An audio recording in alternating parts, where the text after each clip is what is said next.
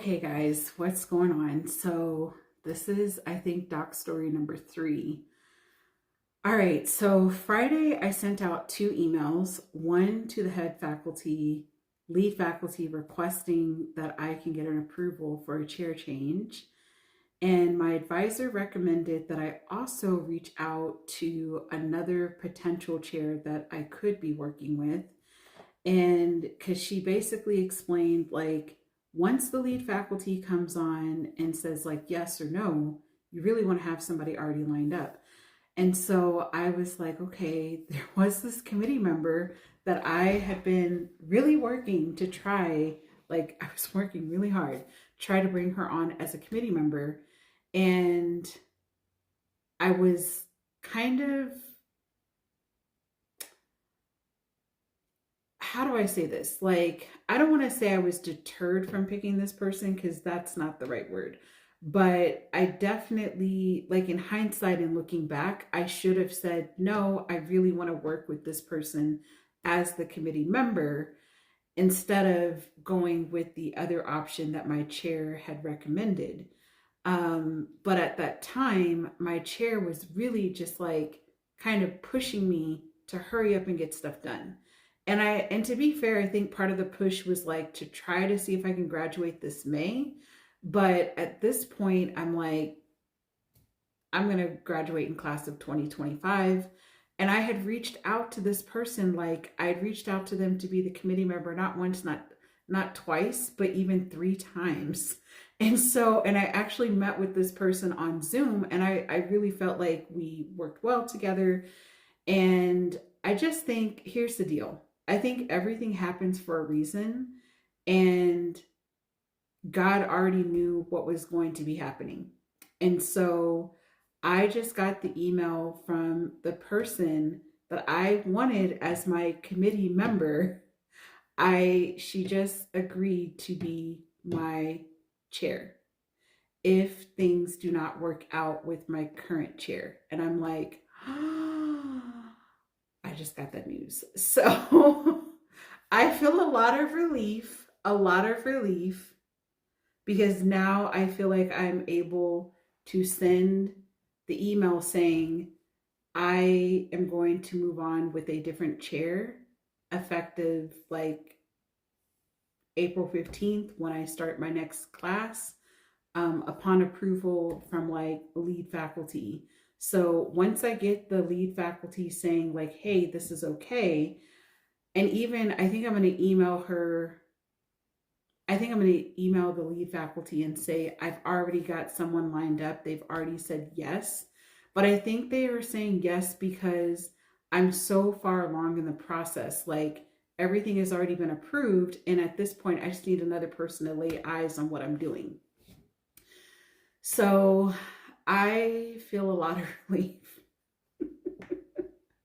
I just feel a lot of relief. And I'm so happy that originally, even though I wanted her to be a committee member, it wasn't supposed to be. She was always supposed to be the chair, which is like wild. And I know some people say, like, don't give your current chair any credit, but I wouldn't be, I mean, I have to like acknowledge, I also wouldn't have gotten to this part of the process with the current chair. But the key is that for me, I'm not willing to work through this process with my current chair with the way that I'm treated.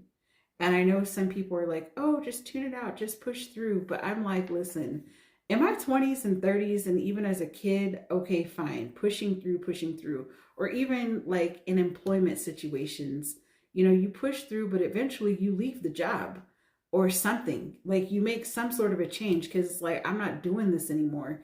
And I feel like even though I'm still very much a loyal person, like I'm loyal to the brand, I'm loyal, but enough is enough. I mean, if you're going through this process, whether you're a doctoral student or you are working with an employer, listen, I will be the first to tell you, in my career, I never was loyal to an organization up until 6 years ago when I started working at the college that I'm at.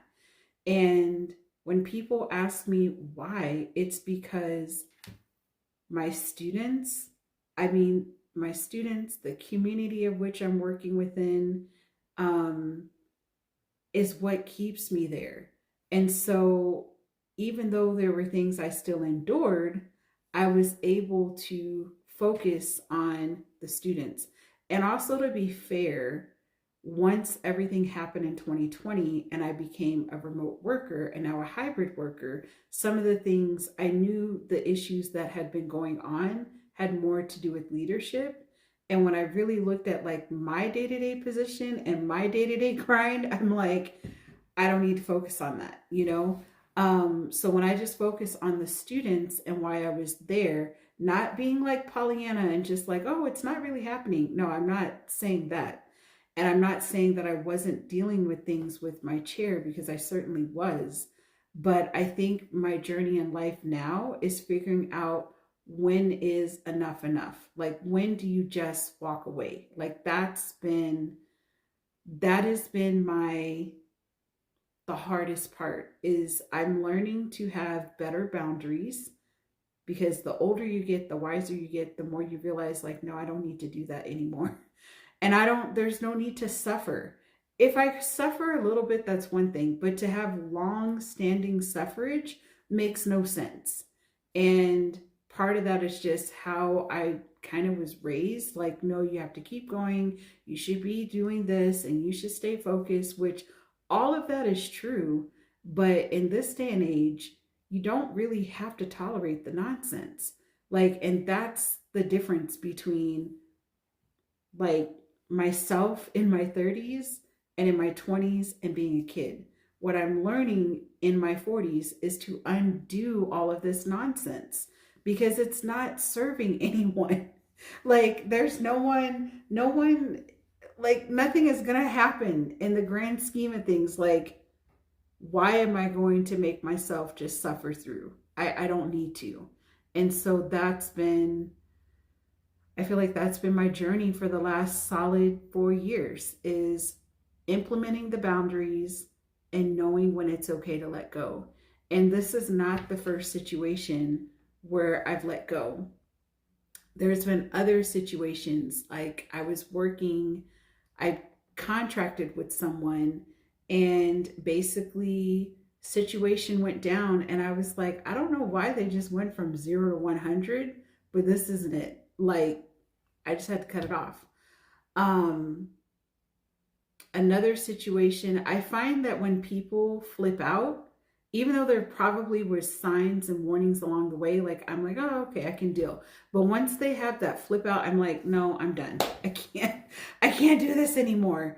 Um, but I've had situations where people have been pretty insulting in different ways, and yet I tolerated it and was like, no, it's okay. I just need to focus on this. And it's no. So that's my big news, is that basically I will officially have a new chair. And I'm so thankful for that. And I'm going to finish this doctoral journey prayerfully with guidance, which I always had the guidance before, but prayerfully, no passive aggressive behavior, no insults, no meltdowns, no, like, just be a professional. I don't think I'm asking for much. Just be professional. Like, if we can be professional, that's fine. But again, I always think with my own students, how would they feel if I just flat out lost it?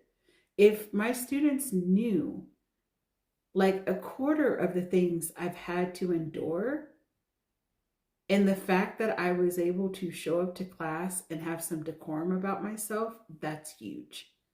But it doesn't mean that I don't have an outlet to like express those things, because I can.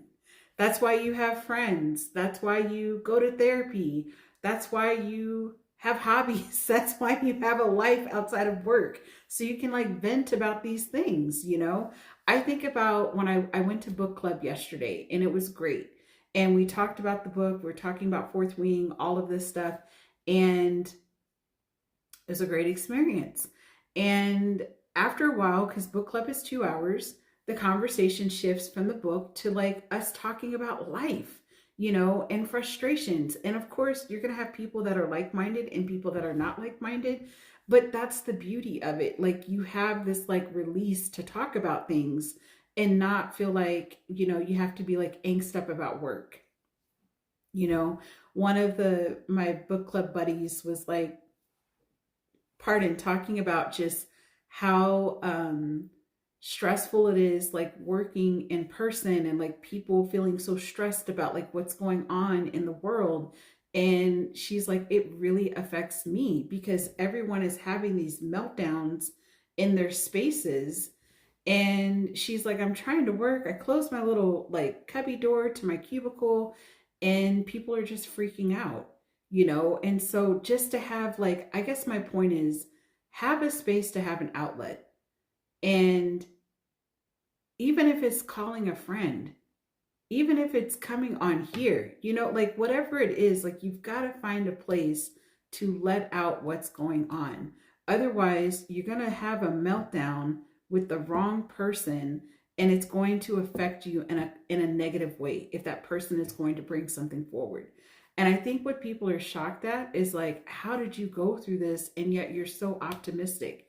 Let me tell you something. 10 years ago, 8 years ago, even then, I still would have probably been reactive, but I still would have never been reactive with that person. I would have been like more reactive, like behind the scenes or something. You best believe on Thursday, after that call with my chair, I called one of my dearest best friends, consider her a sister, and just, broke down and let it all out. But I also was determined to not let that whole situation ruin my entire day. I don't have time to let people ruin my life. I'm like, this is temporary and there are options for me and I need to explore them. And so this is the beauty of like, a decade's worth of work of like trying to put these boundaries in place and make them work for yourself. So, anyways, that's my update. And again, this is another doc story journey. Who knows? I'm going to have more stories along the way, but thank you all for listening and I appreciate y'all's support. It's definitely interesting to say the least. So, thankfully, I have a new chair. So, all right, guys, I'll talk to you guys later. Bye.